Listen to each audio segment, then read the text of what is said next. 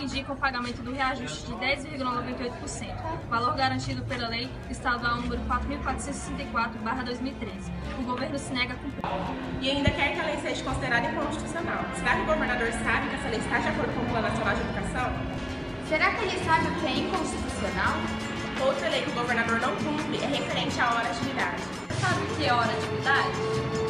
Hora-atividade é a hora em que nossos professores corrigem provas, fazem diários e preparam suas aulas.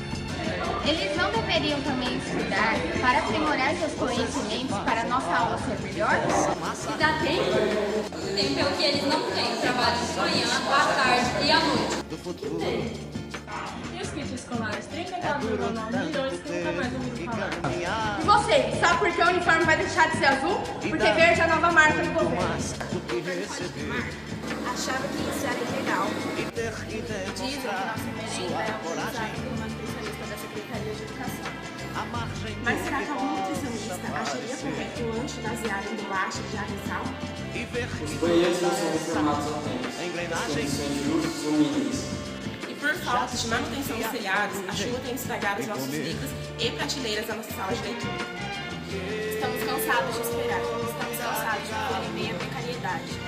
Por isso, por conta própria, resolvemos reformar a nossa sala.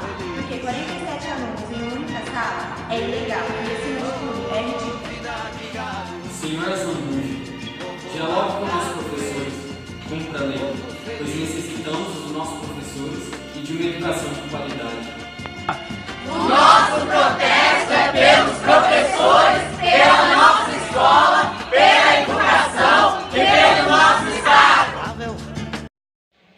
E se você, assim como nós, apoia a greve dos professores porque está cansado da falta de investimento na educação, compartilhe este vídeo e vamos juntos lutar por uma educação de qualidade.